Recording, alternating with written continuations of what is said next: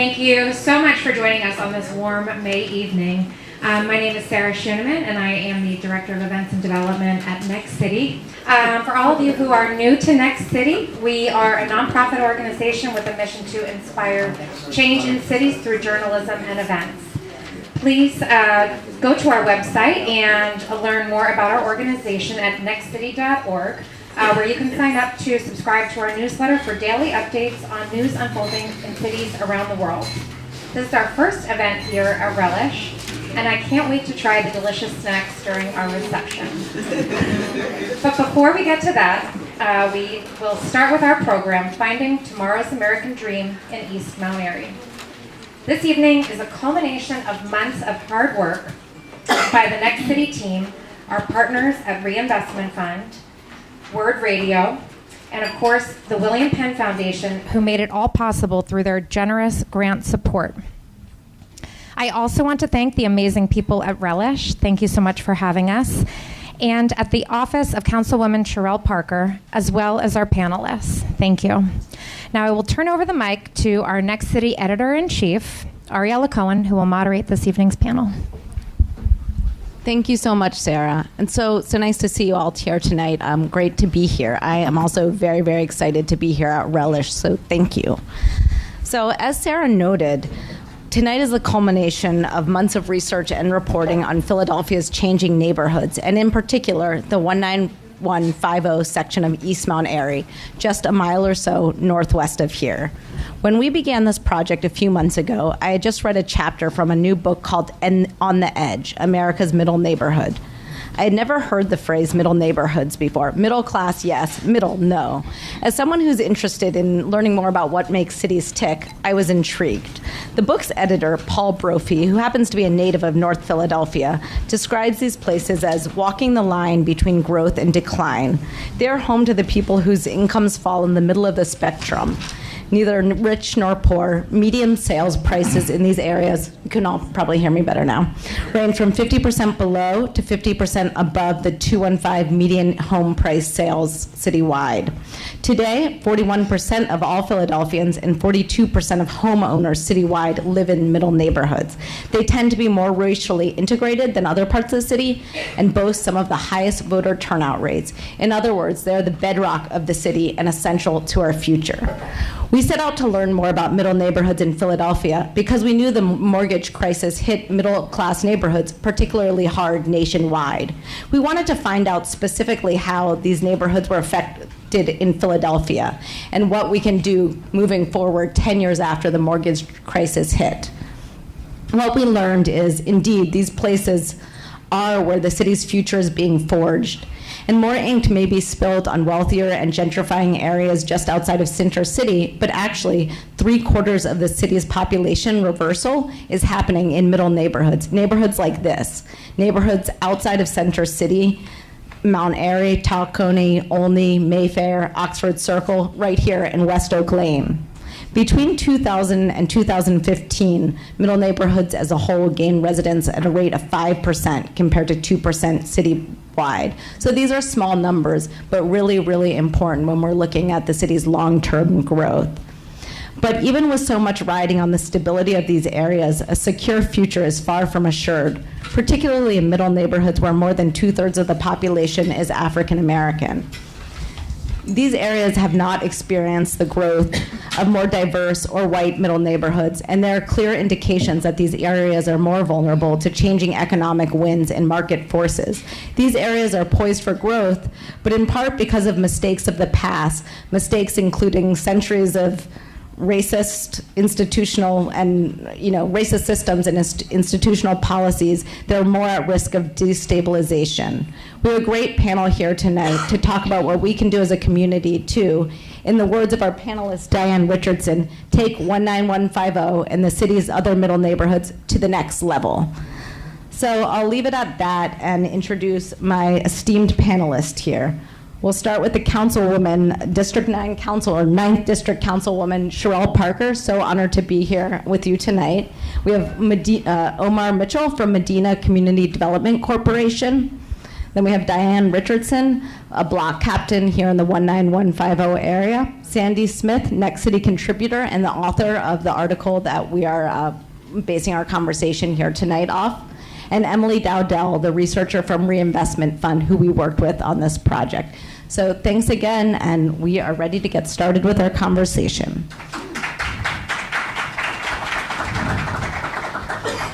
So Diane, I'm actually going to open up with a question for you. Okay. I was really interested in your story, and I wanted to know from you, first of all, if you could briefly just tell the audience a little bit about your experience living on Gilbert Street, and then share to you what was the most interesting experience or takeaway from reading our data and thinking about what it means to have your story and the story of this neighborhood come into a conversation about the city's future. And I think a lot of times these neighborhoods, like we're talking about, these middle neighborhoods, aren't often at the center of those conversations.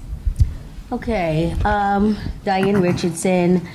First of all, let me kind of tell you a bit. I'm the block captain of the 7900 block of Gilbert Street.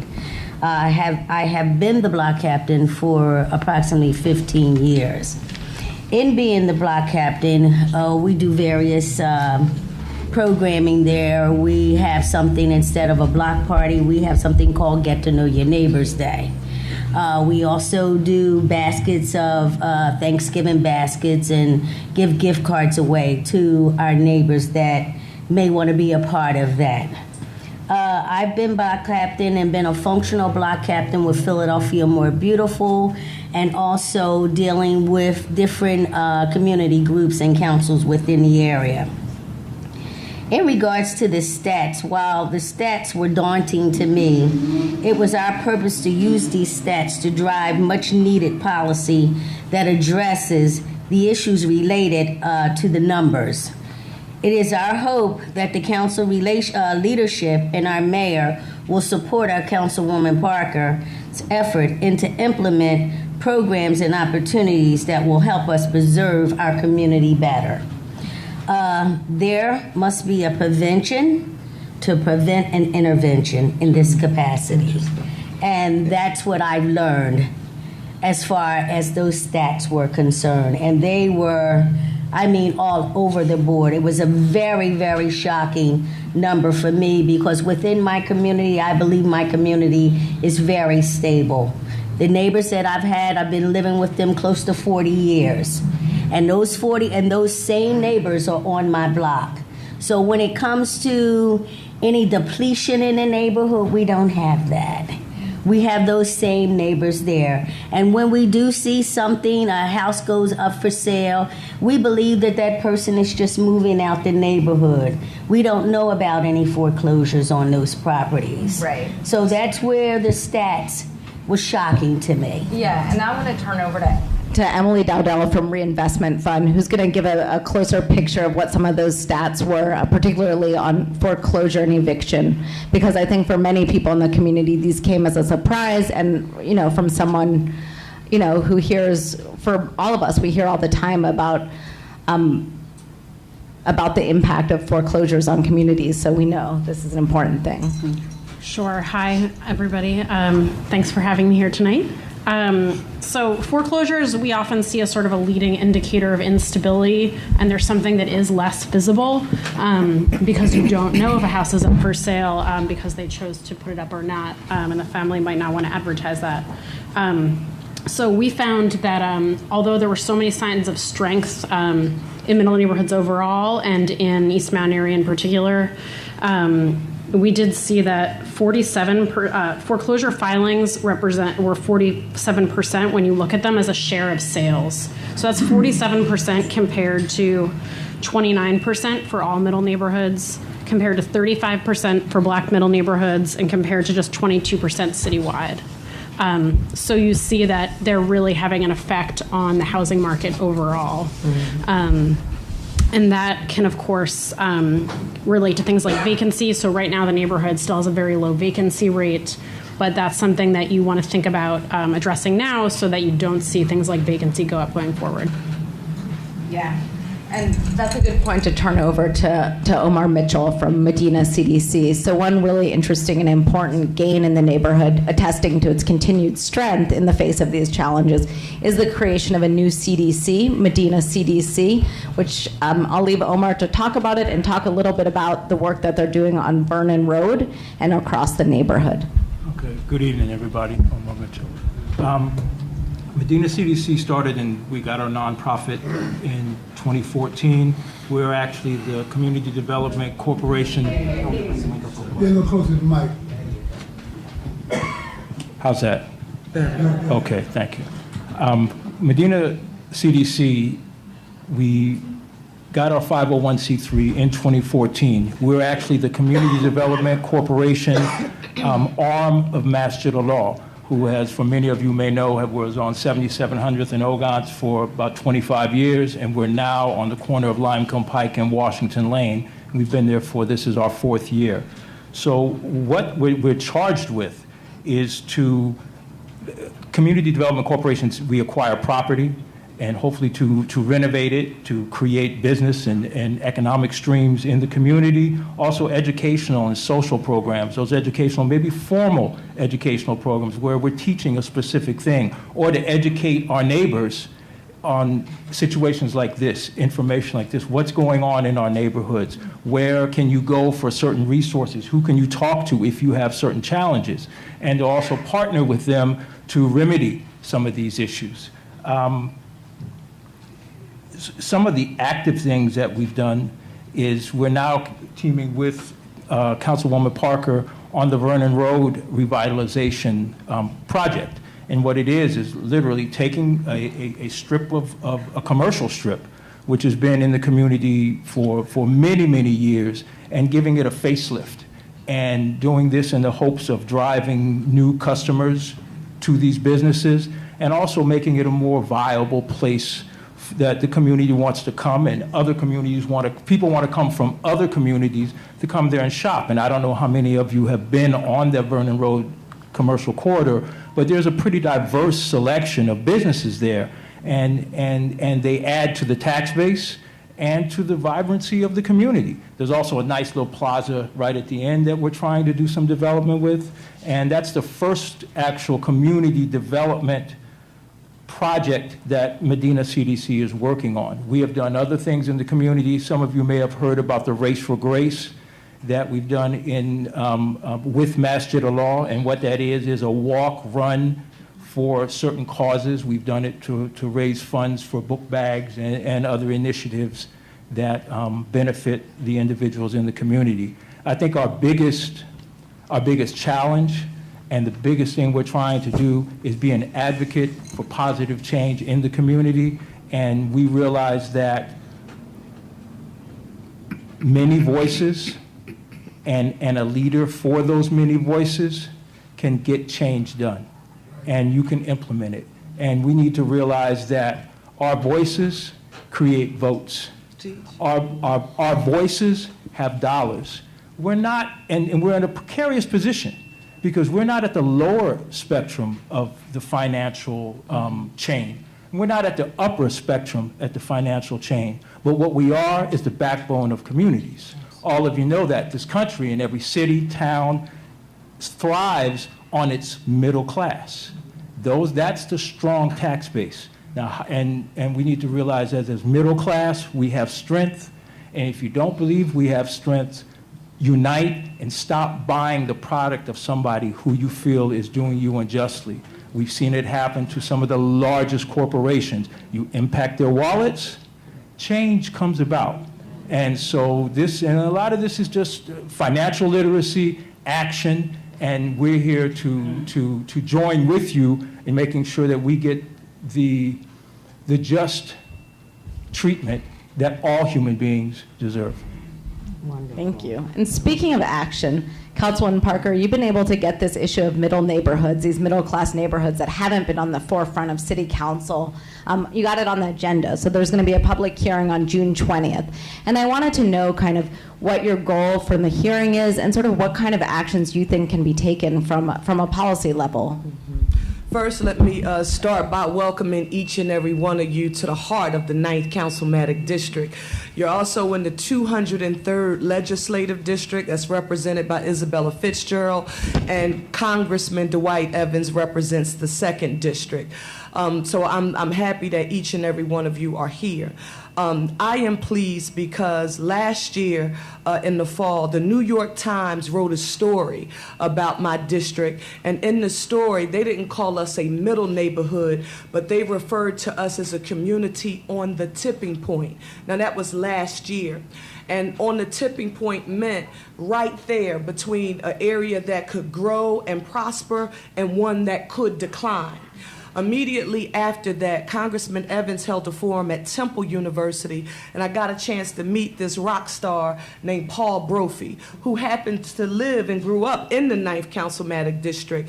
And he had defined this term called middle neighborhoods. Now, while the term may be new and pretty sexy, because everywhere you go now, and I really want you to consciously think about this, you will now start hearing this term, middle neighborhoods. But for those of us who live here, and this is pretty personal sitting in this room because there is no data and or stats that I need to read or know about this community because I grew up 2 blocks from here on the 1900 block of Penfield Street. So the decline that we are talking about versus what it was when my family and many others migrated here from North Philadelphia, because despite what we think, all of the residents who call the 50th Ward, the 10th Ward, West Oak Lane, and Mount Airy home, they migrated from North Philadelphia, West Philadelphia, and South Philadelphia to get here. Just for the record, I just needed to just say that, okay? And so nevertheless, you remember what this looked like. We know what happens when you make the investment because we have a model right here. But as a policymaker, I spent 10 years in the State House. It's my 2nd year in City Council, where I started as a teenage intern. There is a frustration that I have, and that you as residents have the power to change this narrative, because when you think of scarce local government, state government, and federal government resources, you will see a culture where we have begun to pit the have-nots against those who just have a little bit. Not the haves and the have-nots. That was something that I would constantly say, you know, those at the top, you know, and those who are living, we know Philadelphia, you know, largest percentage of residents in deep poverty than any other big city, 28%. And that's an important number. And we got to work on affordable housing and affordable rental properties.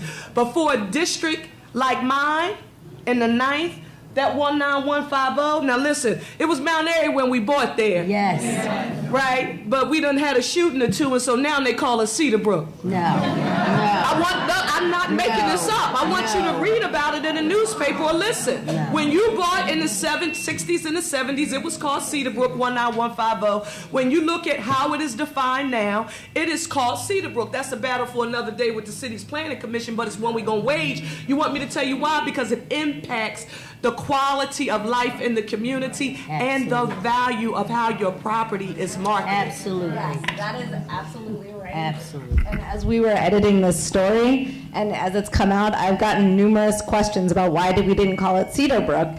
And I said, it's Mount Airy. It's still part of Mount Airy. And I think that raises another really important point about the CDCs and the civic infrastructure in this area. There's obviously some great institutions, civic assets, and of course local leadership is fantastic and has been. You know, Councilwoman Tasco, also a powerful leader. And you guys have gotten a lot of investment here from the parks to the libraries.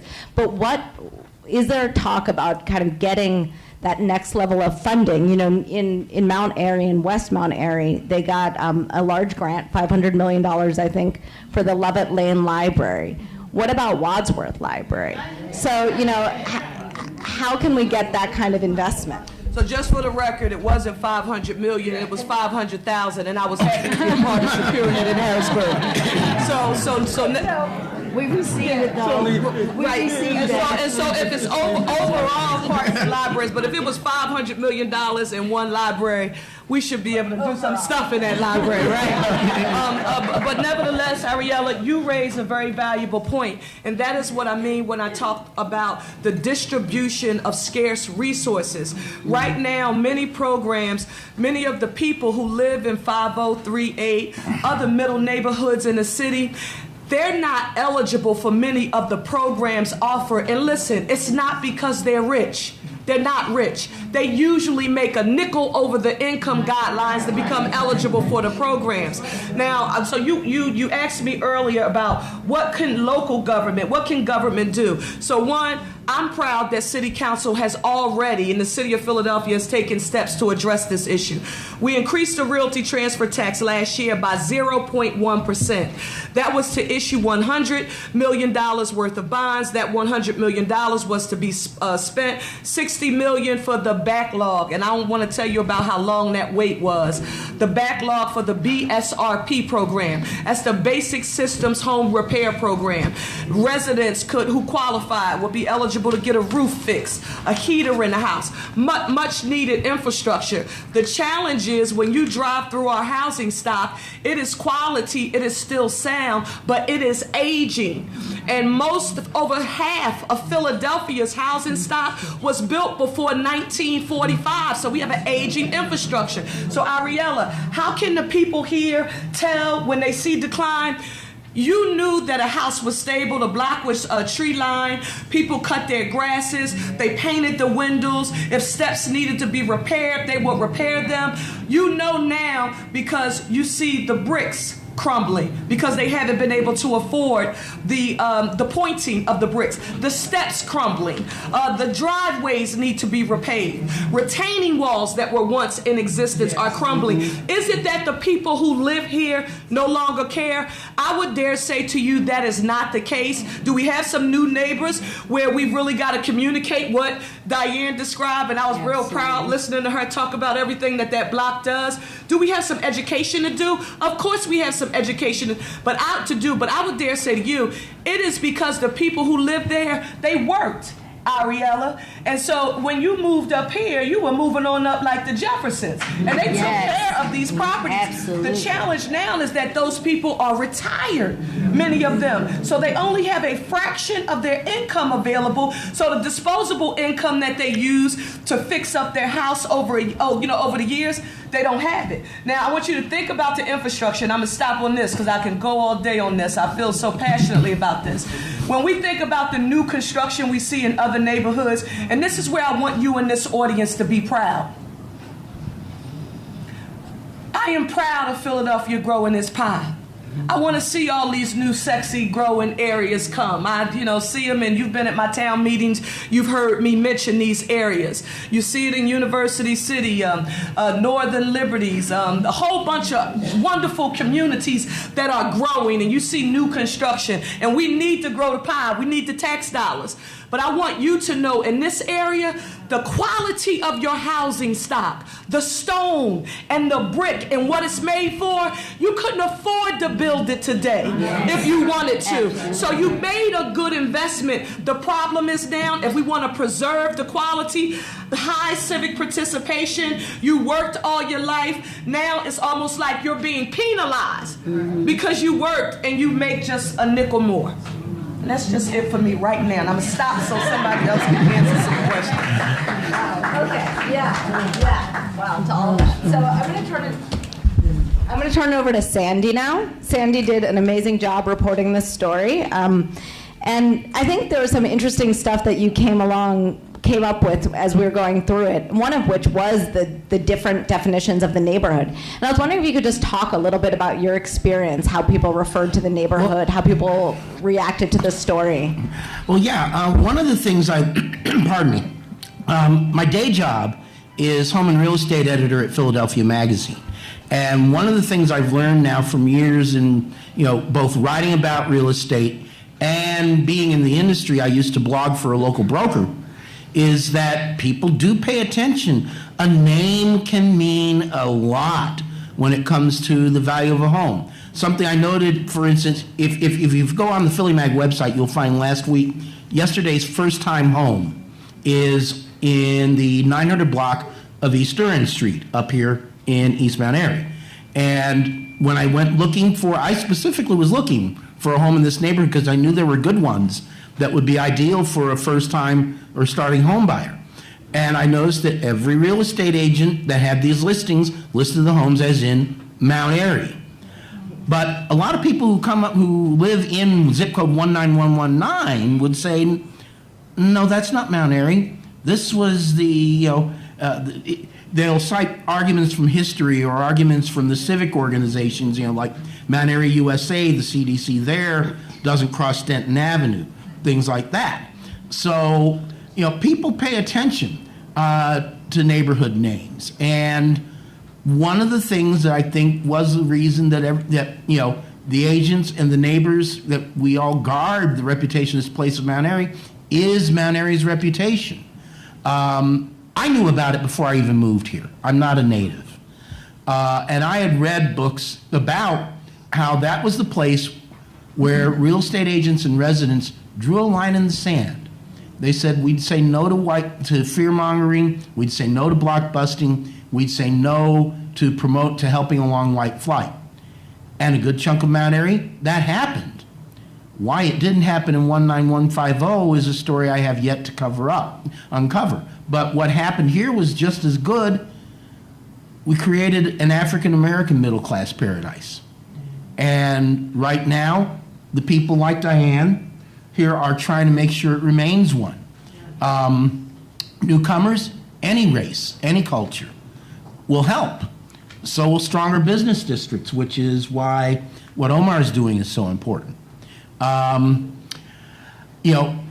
I say I live in East Germantown, but the post office that serves me is in West Oak Lane, and because my zip code ends in 19138, there are some people who say, do you really live in Germantown? You're not in 19144.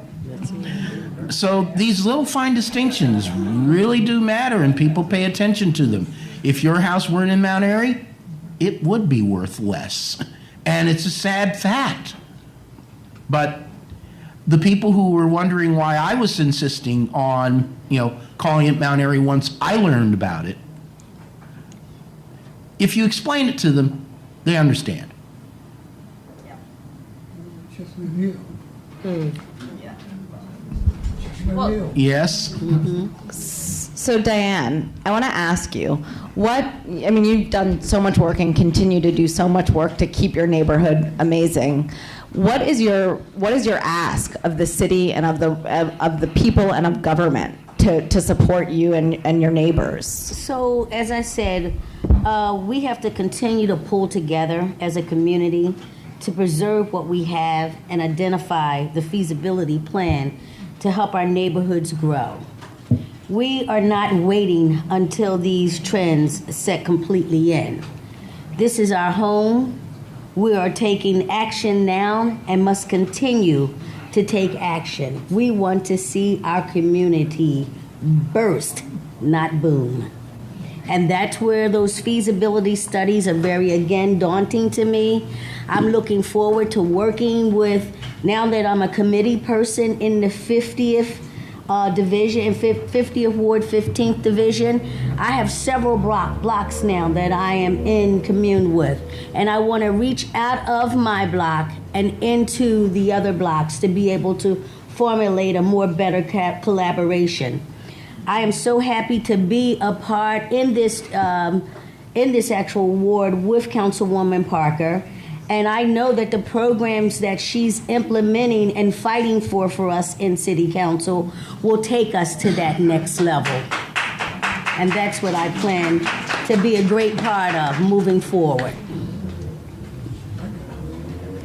And now, Omar, so I guess it's $500 million for everything across the whole city, for all the rebuild sites. But I just wanted to ask, as a CDC, are you organizing with other CDCs or community groups or elected officials to figure out where some investment could come into this area? Excuse me. Yes, we are, of course, partnering with our councilwoman. This is our main contact. This is our source of energy sometimes and our source of access to revenue.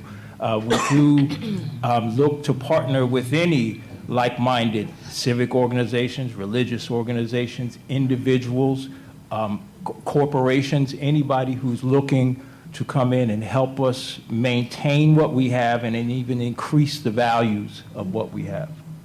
Are you seeing the Rebuild initiative as a specific example, and are there any priority spaces? Are there priority rec centers or civic centers, or like we were talking about the Wadsworth Library, sites like that that you think would be a good fit for that program?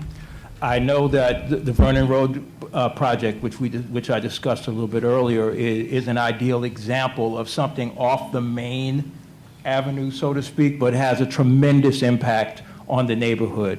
I think our corridor at Washington Lane and Limekiln Pike, there's a really vibrant business district that's been there for many, many, many years that could use a facelift. And I think many of the businesses already are, I haven't seen their balance sheets, but I think they do fairly well. They've been there for years, and to give them that assistance that the Councilwoman was talking about, you may be making ends meet and you may have a little bit of profit, but in order to redo and really make it an engaging and inviting business district, you need some assistance.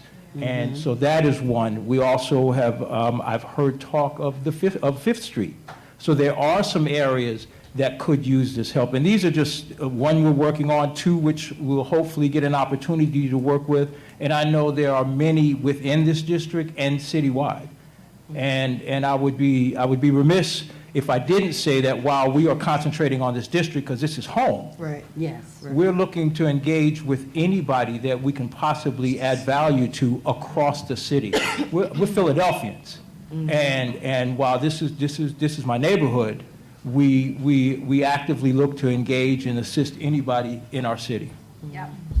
And so I want to pan out a little bit and ask you, Emily, how the different trends that we're seeing in 19150 compare to other neighborhoods around the country, or middle neighborhoods in particular.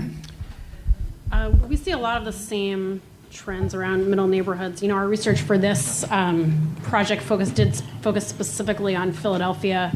But you see the same sort of signs of strength in that in a lot of cities that we've looked at in Baltimore and St. Louis. Middle neighborhoods account for a large portion of the population. There's still over half the population in a lot of cities. It is around 40% here. A lot of times population growth is happening. And it's easy to lose sight of that, I think. You know, in Philadelphia, everybody who comes downtown, whether they're from the city or not, can see all that new construction. It's just so visible. And people don't make it out to neighborhoods like this. And I think in a lot of ways, this is sort of inadvertently becomes one of the city's best kept secrets. And, you know, you don't want to keep it a secret, right? You want more people to know that this is a great place to live, that there are these beautiful, livable neighborhoods. You can get a big house that has great bones with all those nice old bricks and the stones they built houses with. And I think that they've been neighborhoods of choice in the past in a lot of ways, and they were part of that sort of era when, and you see this in a lot of cities that were, you know, not the first rounds of development of the city, but they were really when cities were offering sort of more of a suburban model of living to people, trying to compete with suburbs in a way. And now that living downtown is more fashionable, I think some people are sort of forgetting about that. But at the same time, it's important to make sure they continue to be these areas of choice.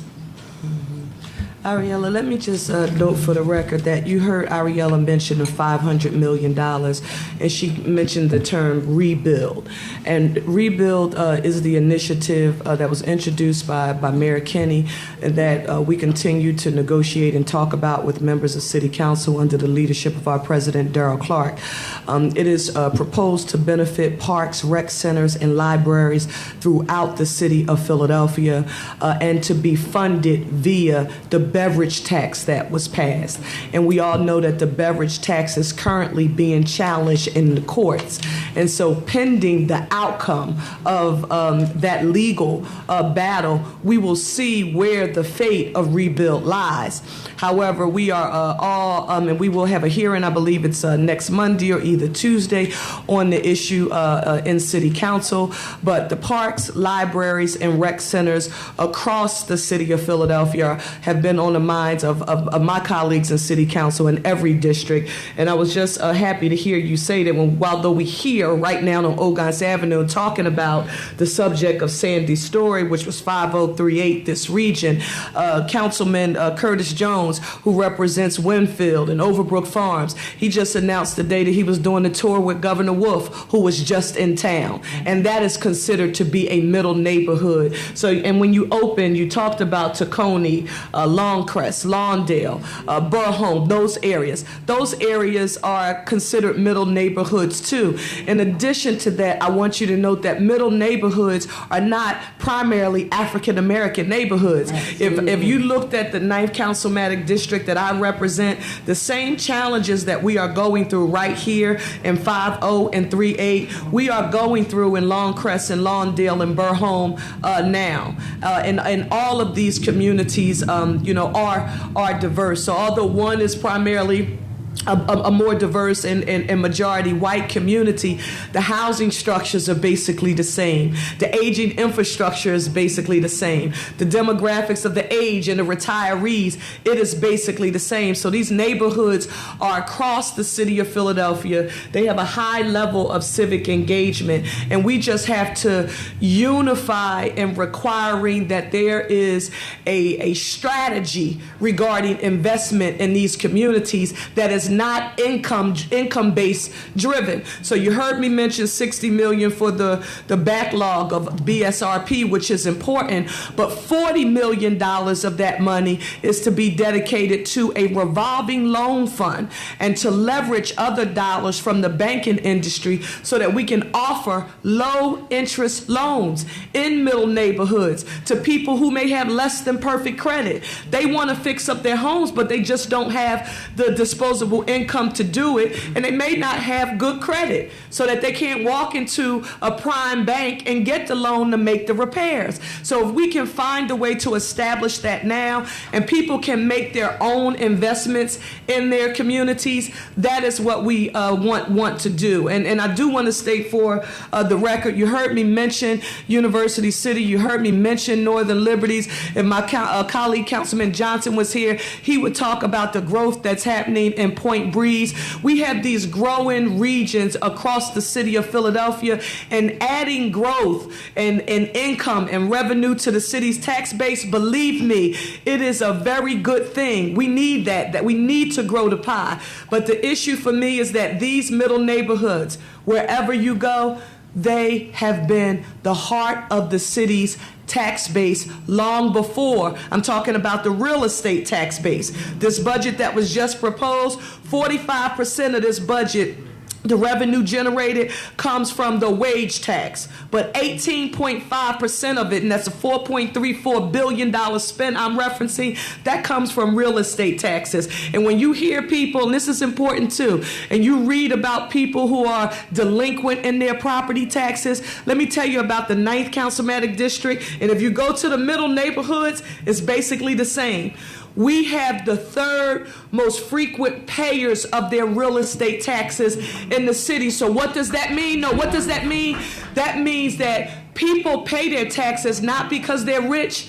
They will enter into a payment agreement because this is the greatest asset. And so we don't end up in that foreclosure that you talked about, because what's being marketed to us right now, if there is a 60% home ownership rate, and I told you in my district and in areas it's 73 and 74, Why do you think you're getting all those letters in the mail saying we'll buy your house for cash, get the reverse loan? Because there's equity and ownership in the areas. That's why your region is targeted. But that's why my friend Ira Goldstein, who I love so very much, he was with us when I was a staffer working for Councilwoman Marion Tasco. And you will remember we defined predatory lending for this nation in the city of Philadelphia. But the high rate of foreclosures, we're working on trying to get funding so TRF can give us the data. That's where the data comes in for me as a policymaker.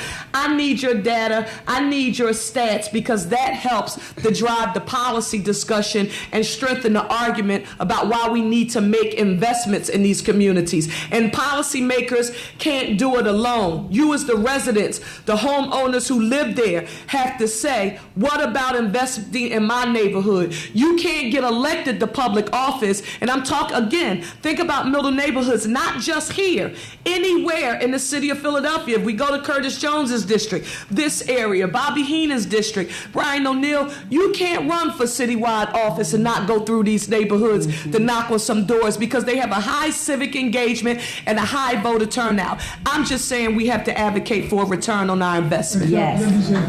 You know what? We're about to open it up to a comment and Q&A. So let me just close out here and say thank you for those remarks.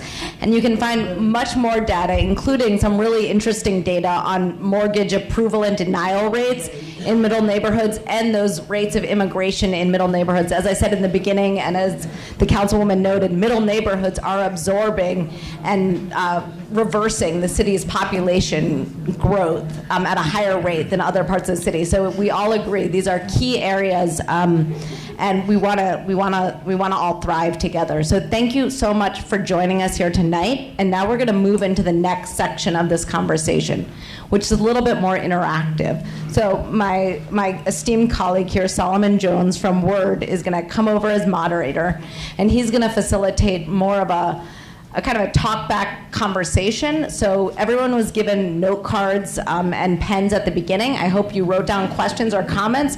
If not, it's not too late.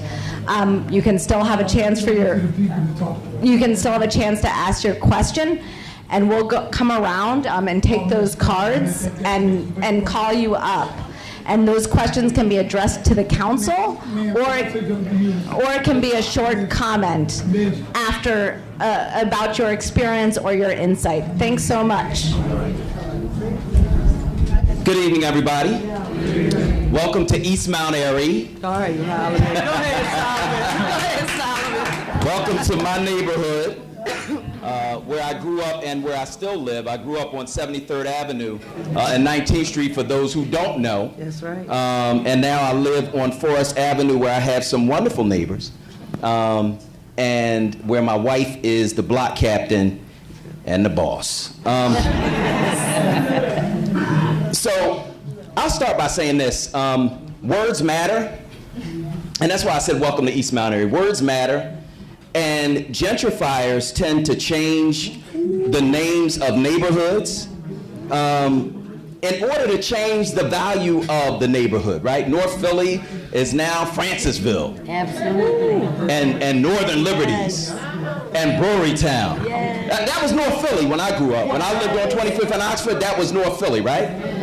And so I wonder if the reverse is going on now in terms of our neighborhood, because as the Councilwoman alluded to, it's East Mount Airy, but when there's a shooting, it's Cedarbrook. Mm-hmm. And I wonder what we can do as neighbors in order to protect the brand, if you will, right? Because the words matter, because it's a brand. What can we do as neighbors and as representatives and others to protect the brand of our neighborhood? Sandy, since you wrote the story, I'll start with you, and then I'll go out to the audience. And I was going to make a point, actually, was mentioning, I think, what you're doing on Vernon Road. Believe it or not, the main streets, the business strips, the commercial districts are an important element in both maintaining the value and raising the profile of a community so that people outside pay attention to it. The reason I'm wearing the T-shirt I have tonight is my introduction to the neighborhood where this forum is taking place was from attending the West Oak Lane Jazz and Arts Festival. I would come up here every summer. I had a great time. I would bring friends with me. I'm not a native. That was my introduction to West Oak Lane. And what I saw around me, I liked. I spoke with Dwight Evans for this article. He explained to me the significance of the restaurant we're in, which is run by a couple of brothers who really know how to run great restaurants and are basically single-handedly keeping the city's jazz scene alive. He explained that the whole point was to make this place a destination. And in a sense, he succeeded. On election night, this is where you'll find a good chunk of the city's black political community. And think, it's not centrally located to the wards they represent. Why are they here? Because this is a good place, and they know about it, and it has, in a sense, put West Oak Lane on the map. So we need to do something like that to keep, East Mount Airy, or as I've called it, Upper East Mount Airy in this article, just to indicate.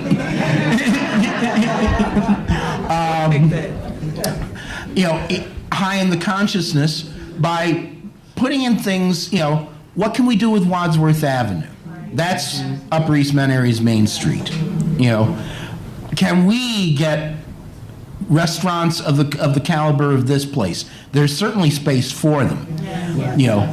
The neighborhood, the business strip is, it still has that 1950s charm, believe it or not. You can see it there behind the vacant storefronts. Let's fill those storefronts. Let's find some businesses who can, let's expand your CDC to cover that business strip. Right. Okay. All right. So where's Albert Martin?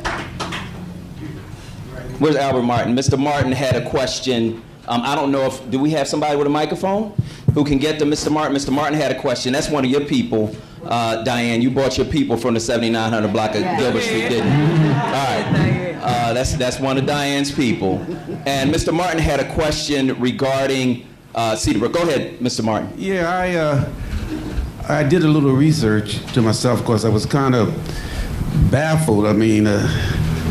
About this Cedarbrook and this stuff's coming because I put some questions down there about what it was, like when was Ivy Hill discontinued as a,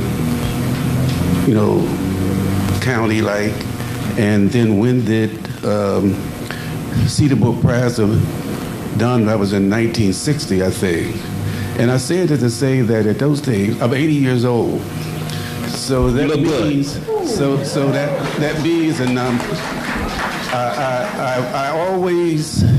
my father always told me, do not live in the past, but remember the past. And sometimes the future will be your present. So I was saying that, I asked and I wondered why, well, wait a minute, that's 1940 something? We weren't up there. Lot was still having slave service, discrimination in Lot on that side, the whole Montgomery County. So my question is I want to know what is going on about this, our area. So I'm going to sum it up, and I want to thank you for your question, because what you said on your card was, when was Cedarbrook named? And why was it put in the 19150 zip code? Cherelle? Yeah. So let me just tell you what we're doing right now is our own fact finding. And what we have to do is literally go to the Philadelphia Planning Commission, and I have the attorney on my staff, Hillary Emerson, along with Keisha Tyson, who does all of our community and economic development, Solomon Leach, who's here, doing a historical overview of when the name changed with the City of Philadelphia's Planning Commission. Now, I will tell you, the findings are going to be interesting because although I've been in council for 2 years, I was in a state house for 10. I started as an intern in city council with Marion Tasco when I was 17 years old. And the entire time that I worked for her, which was 15 years before being elected, we never had a planning commission meeting, Solomon, where the changing of the name of our community was on an agenda. So whenever it happened, I don't know, but rest assured, they know we're coming. Okay, and because it goes back for me to words mattering, right? I've written 10 books, right? Words matter. Yes. There are so many shades of meaning in the English language, and words really do matter. Ron, I know you're itching, so go ahead. Let's get a question from Mr. Ron. Go ahead. The question is, not so much a question, a quick comment, and that is this. Sure. The comment is this, that it comes down to not the church. It comes down to responsibility of each homeowner, and if not a homeowner, the council person and the representation of that community. Harry Giannotti took and made sure that derived banks came and invested in North Philadelphia, giving people a first chance, first opportunity to have home ownership. Here's the trick. Up here, they have the distinction between this community and Chestnut Hill. Why is that? The reason that is because when you look at the population of those people up there, even though it's a diversity community somewhat, but still, the reason that they are able to get and have the stabilization of that community, it is because of representation, not churches, representing somebody home. So it's absolutely a wonderful thing. When you, the citizens of this city, take and demand, your homes are the most important investment that you can make. And I'm gonna close with this. In this country here, everything comes around, it comes around money and the people, but you the people. We can't let the reason the neighborhoods are falling, ladies and gentlemen, is because we the men and the women of our city, we stop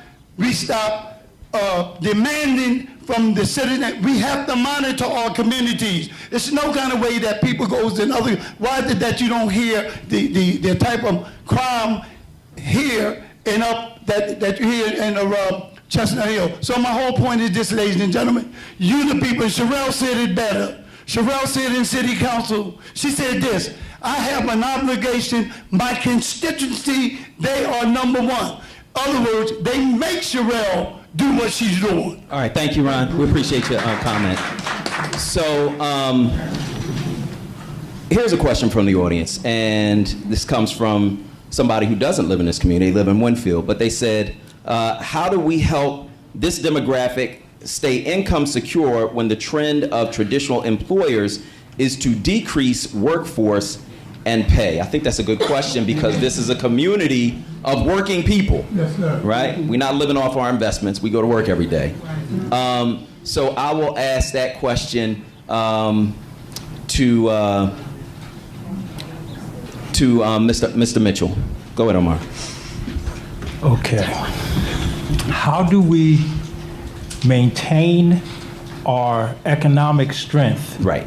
as employment opportunities are decreasing or harder to come Or by? changing, because Or changing? it's not like people don't have jobs, but I think the jobs are changing. The types of jobs are changing. The income level, the health care, the benefits, all of that stuff is changing in terms of the jobs that are available. Okay, first of all, sometimes the cold hard facts are sometimes you cannot change your financial position.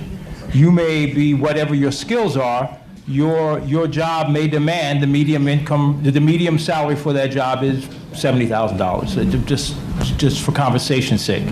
Unless you are ready to re-educate yourself and change your profession and your career, which also is a very wise option, as we see things are moving out, we need to retool ourselves and become knowledgeable of, just like we didn't have cell phones, we didn't have remotes for a while. I remember being made to get up and change the TV channel, but we're not going to talk about that. But we have to re-educate ourselves and get ourselves in a position to deal in the time that we're in.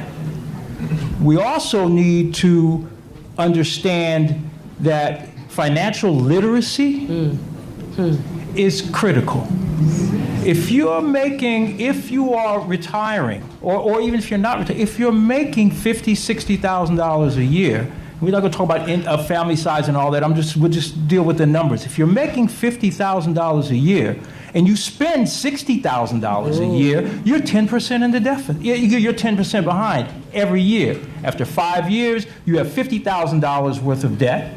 All right, and say if you got a 2% increase every year, you may be at about $57,000, $58,000 now. But that's all, now you're paying that on debt. It becomes financial literacy. Live within your means. Understand that you may not be able to have Comcast and every channel in the world, even the Venus channel, and I mean the planet.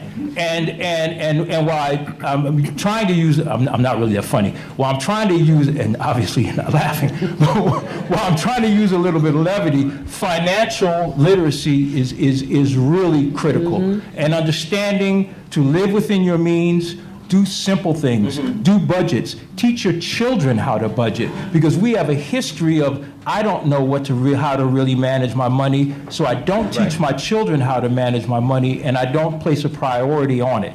So 2 things to answer your question. 1, retrain ourselves. 2, and even if we don't retrain ourselves, regardless of what you do, is have financial literacy. Understand what you're bringing in, what you're spending, and that you have to make choices. And some of the choices are hard, but financial literacy, retrain yourself, and that's about really all you can do. Make yourself be able to add value to the new market out there. So I mean, to really put it in a nutshell, sometimes your income might not change. Sometimes you might have to change. You always have to change. Okay. You always have to change. All right. So we have another question from Gary Hines in Germantown, who says, what will it take to attract new businesses and startups to East and West Oak Lane, East Mount Airy, and East Germantown? Cherelle, I'll give that question to you.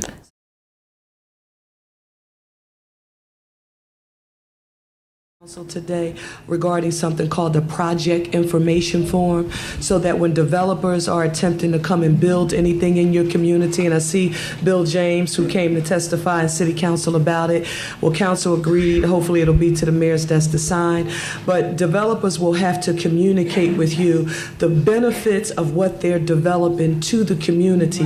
So for the person, Solomon, who asked about jobs, there's nothing more frustrating than you seeing some activity taking place in your community, some growth, and you're wondering how are the people who live here going to benefit. In addition to that, and I've got to say this for the record, it's frustrating for developers sometimes when they have an idea and or a concept of something that they want to do, and then somebody is miscommunicating to the public something about their proposed development. So we wanted to have a happy medium. Hopefully that legislation will help us to get more information about it. I want to put it in context with Washington Lane and Limekiln Pike. Some of you may remember that parking lot that is owned by Mass Digilab, before they owned it, Family Dollar wanted to come and put a Family Dollar there.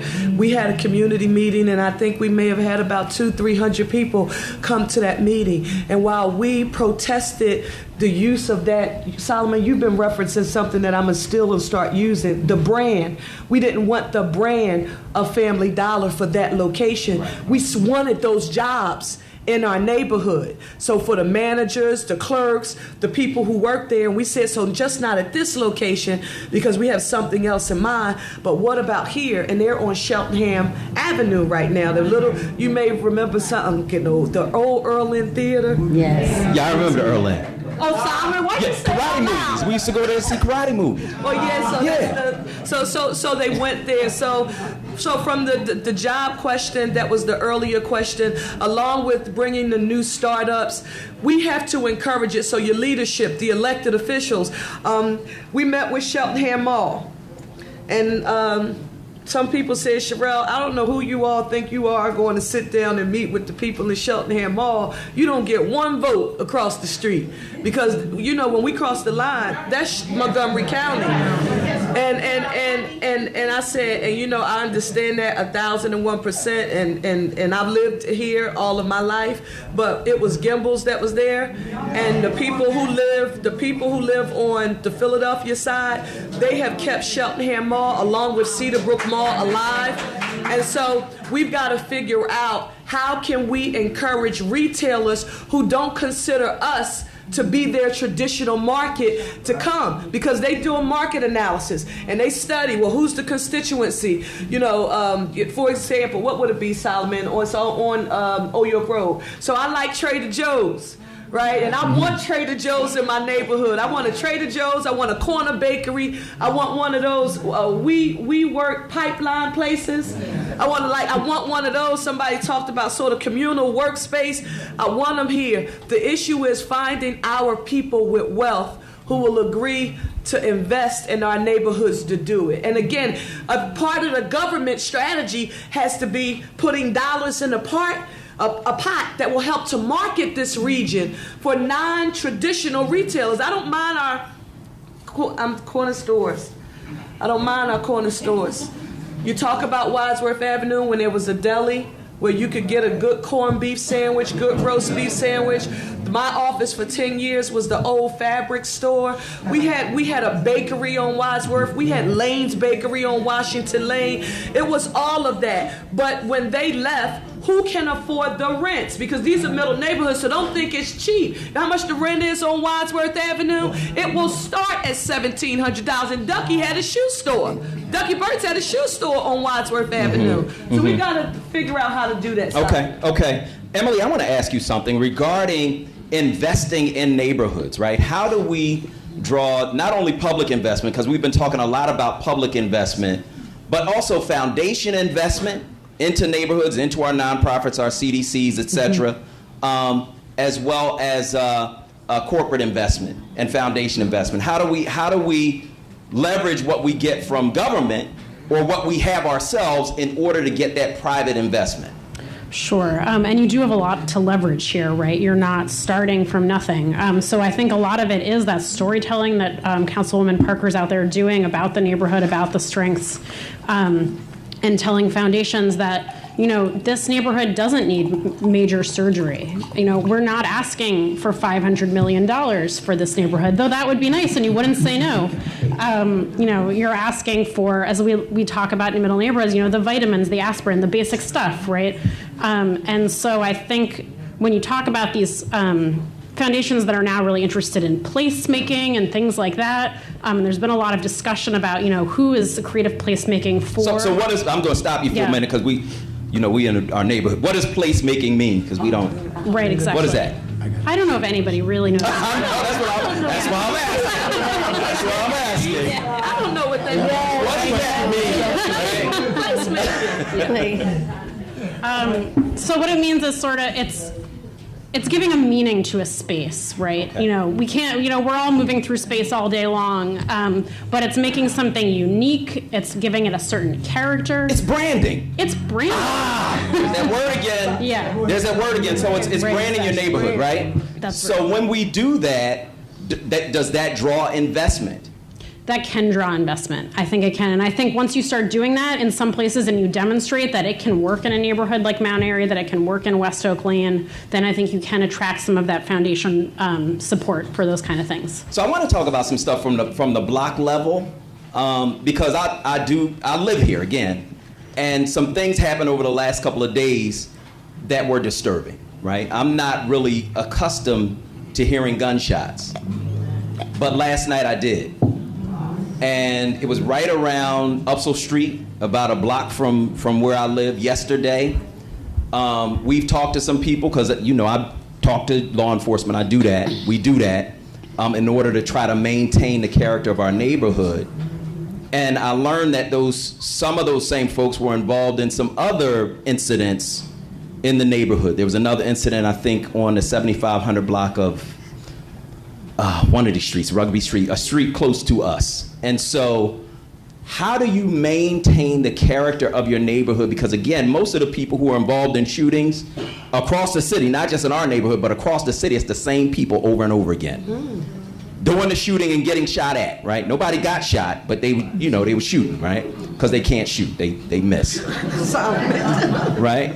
But how do we, because the vast majority of us go to work every day, pay our bills, take care of our family, pay our rent, pay our mortgage, whatever we do what we're supposed to do. How do you maintain the character of your neighborhood when a small minority of people are involved in shootings and other kinds of activities that bring the neighborhood down? I'm going to ask you that, Diane, because you're a block captain. Solomon, yeah, at that point, right now, we're formulating councils within our neighborhoods. We're going to bring back the Town Watch Council again. That's being formulated. We have an economic council that's going on now, trying to target some entrepreneurs. I'm an entrepreneur and been an entrepreneur successfully for 15 years. I'm not in my neighborhood, but I have been an entrepreneur. And those are the key factors that you got to bring some jobs. Those guys out there, they entrepreneurs probably in some way, form, or fashion, but do not know how to generate themselves. So crime comes up. We're not daunted with crime. You have crime that comes periodically in the neighborhood like you have all over the city of Philadelphia. But I feel as though once our neighbors get back together, we do the town watch, we're watching out for each other. You know, we in the camera system now, you know, where your neighbors are using cameras and they're telling you who's coming. You know, I saw someone walk up your walkway. You know, let's formulate this and be able to help one another in that regard. And that in itself, once that word is out, I guarantee you, those people will not try to prevent any crime within those divisions. So again, I tell my neighbors, you know, look out. It's looking out for each other. It's nice to have a block party, but it's more than having a block party. You know what I mean? It's looking out for your neighbors. It's looking to be able to help one another. You know, it's looking with snow removal, and all of that plays a major facet in our community. So sticking together, being together, when those council meetings come up, which we have one coming up in June, we ask you to come join us. And I think the next meeting is in June, around June 15th at Reformation. Come out and be a part of the task force that we have walking back through our neighborhoods again and just looking out for one another block by block. All right, so I have a couple of audience questions. One is from Lynn, and I can't read the last name, it begins with a V. But it says, I am concerned about the impact of the tax abatement on our schools and city.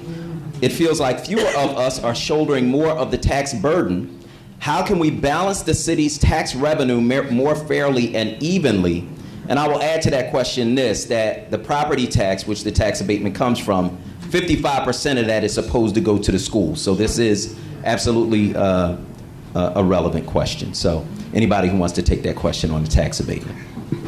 So the one thing I want to say that person is accurate about is that the tax abatement, the 10-year tax abatement, has been an effective tool. I know it's debatable and everybody has a right to their opinion, but I do want to say that it has helped to stimulate growth and development in the city of Philadelphia. My problem with the abatement is that it has not benefited neighborhoods like ours. There was a person, Solomon, who asked the question about where are those like new kind of different markets and jobs coming into the neighborhoods.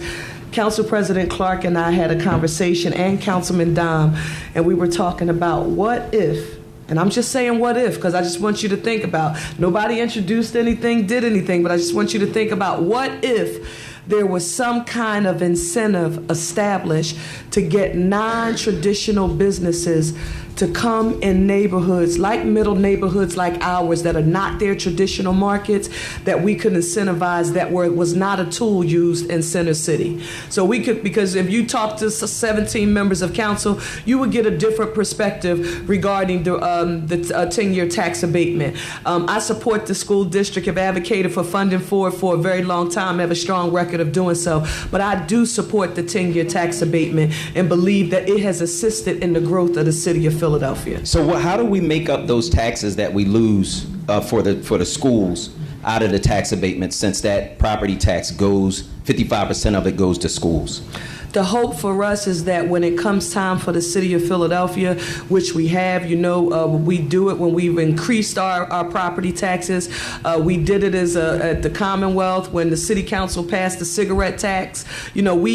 our fair share of funding for public education. And public education shouldn't be funded solely on the backs of the local government. I mean, unless you're in a wealthy community like some of those in the county. So I think the whole funding formula about how public education is funded is wrong, period. And that's just one for me.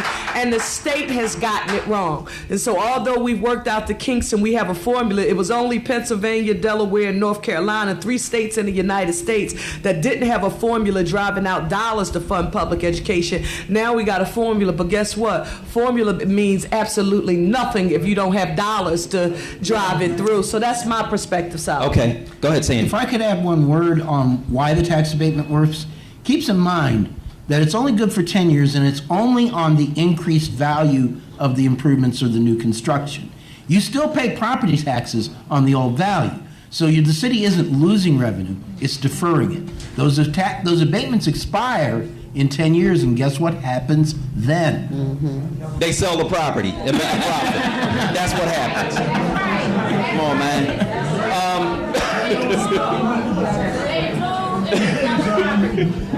No, what happens, Sandy? I'm sorry. Well, basically what happens is, it doesn't matter if the homeowner hangs onto it or sells it, whoever gets it from that point is paying the taxes on the value of the improvements as well as the original value. So there is more revenue flowing into the city. By stimulating construction, it's adding value where none was before. We have to wait 10 years to reap it. That may be a little bit of time, but we reap it in the end. There's already extra money flowing in because the earliest tax abatements have already expired at least 5 years ago. Go ahead, Omar. Just 2 things. One is a statement, and then the other is a question. So what about if some of those tax abatement dollars weren't just lost?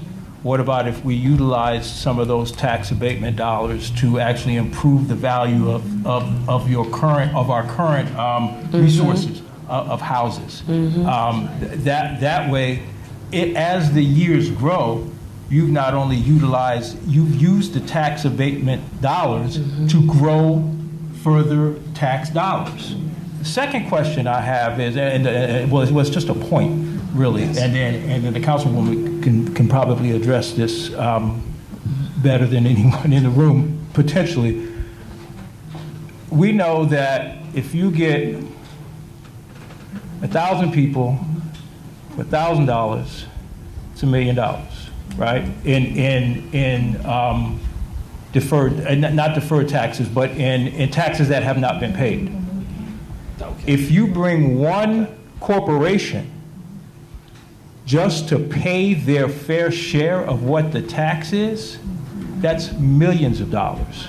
We all know the story of many businesses who haven't gotten tax deferments and things like that for bringing their organizations to the city are behind on their taxes. Why don't we just collect those dollars? And why don't we really have a strong initiative to collect those dollars and actually hold people? There's something I wrote at the top of my paper. It says accountability, and we need to hold, I'll start from the bottom. We need to hold the end, and we're actually the top. We need to hold ourselves accountable with respect to our neighborhoods, improvements, crime, all these types of things, and how they look. Then we need to hold our representatives accountable, okay, for the promises that they make, and let's have some benchmarks. And it's a scorecard. Every other job you have, and politicians get paid, so it's a job. Every other job you have, you get evaluated at the end of the year. And then finally, we need to also hold our businesses accountable. How can you come into my neighborhood, and we talk about moms and pop stores and even larger stores, you come into our neighborhood and you make tens of thousands, if not millions of dollars, but none of that money goes back into our neighborhood. And even if you chose not to invest in the neighborhood, which then I personally think that we shouldn't frequent your store, but the very least you could do is pay the taxes to the city that would come back to our neighborhoods. So that's a question, statement. Yeah. Okay. Well, absolutely. So I want to make sure that I read this comment. It's from Kim Masari. Is that how you pronounce it?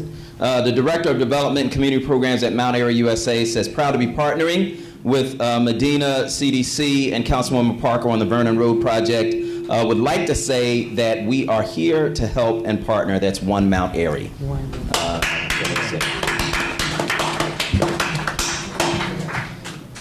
And that answers another question. I hate to jump in. Somebody go ahead. asked if we work with other CDCs. There's your answer. That's the answer? That's okay. the answer. So is there any effort to proactively partner with local organizations, residents, and property owners to develop foreclosure prevention strategies? Cherelle, that's for you.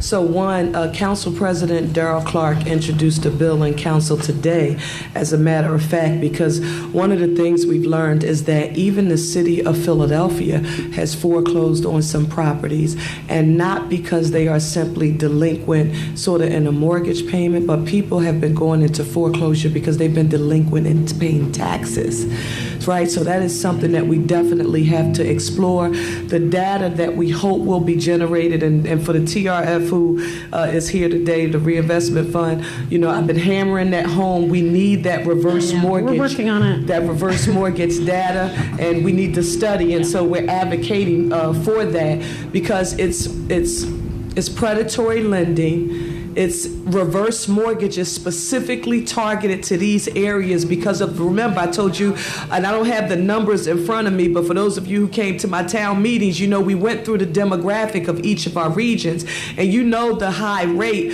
of those who are in the senior category, so the equity. So they're predatory loans, they're reverse mortgages, and listen, we also have a high rate of something that we don't talk about quite often, and that is many of our seniors have found themselves being parents all over again. So I'm a product of, well, it's Solomon now is technically called kinship care, right? Being raised by someone other than your biological parents. I was raised by my grandmother and my grandfather, and so with that being said, people who, again, you're no longer making your full income because you're retired, and now you find yourself taking care of children all over again who, listen, you might not necessarily be getting any income for.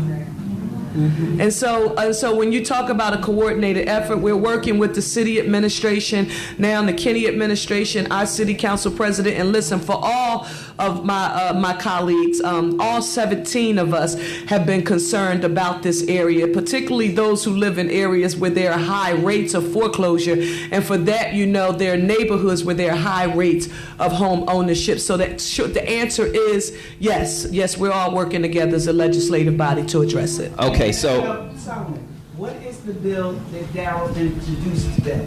what's the bill number? Do we know? The bill today. What is Doesn't have a number yet?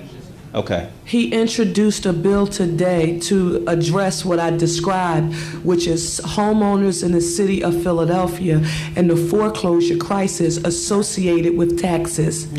Did you all? Okay, you got that?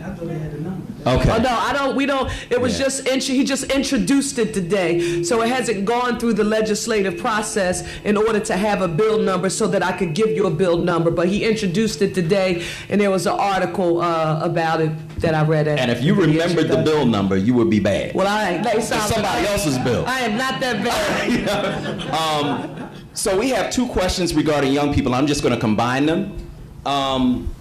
One says, well, I'll just say this.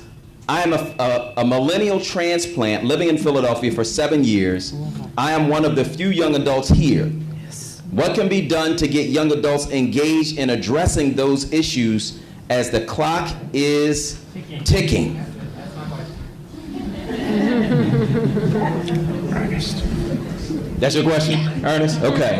That's Ernest's question. Actually, there's another young adult. He's over there. The one thing I'll say to you is that, and I make a plea to you, and I say it to you because remember you looked at the stats from the state of Philadelphia, that the Pew study that comes out, you know, every year about the stats in the city, and we know that millennials are a huge part of the growth of our population. Ashley, you are a part of what allowed us to move back to being the 5th largest city in the nation, and we want you to stay. But I make a plea to you to please not leave this community, because we do need you to stay. The other areas, and you all will hear me say it, Solomon, I won't stop, that the other areas appear to be sexier because they have like these like new shiny, what do you call it, amenities, you know, but the quality of this community, of the village, the history that's here, and we need you here. And so when I think of you, and why I get even real nervous and so passionate about it, because Solomon, thank you for publicly saying that you call this place home, that you live here. That's right. Because you're one of the people that if you all wanted to, you could leave. There are people who are in this room right now. If you wanted to go, yes, I see you, and you better not. I'll stalk you. Some people could leave, and for me, I've seen people when they've gotten right there, especially when it comes time to have children, because they're uncomfortable with the school district and some of our choices, and we support our public schools in our region. But I've seen people move, Solomon, across the line. Yeah. Right? Yeah. And Solomon, they're not going deep in. I know they're not. They're not. They're going. They're going right across the street. Yes. Sometimes to Linwood. I know. Leaving the home that they own to go to a place to rent just because they want a different zip code so that they can send their children there. I'm saying to you, government doesn't have all of the answers, especially to the young brother who is here. I'm asking you to be a part of the solution of the people who made this home when this neighborhood gentrified. Stick with us. Let's work together and do it together. All right, all right. I want to thank all of our panelists, Councilwoman Cherelle Parker, Omar Mitchell, Diane Richardson, Sandy Smith, and Emily Dowdall. I want to thank our panelists. Please give them a hand. A little bit louder to say, okay, that's good. All right, we appreciate all of you. And of course, our moderator, Ariella Cohen from Next City. And I will turn it over to you to close. Thank you. Thank you so much, Solomon. That was great. I really enjoyed this. Thank you. Thank you so much for joining us here tonight. And again, a big shout out to our partners at WURD, Reinvestment Fund, and the William Penn Foundation. We're now opening up to a reception, so enjoy. I've heard the mini crab cakes are delicious. Thank you again.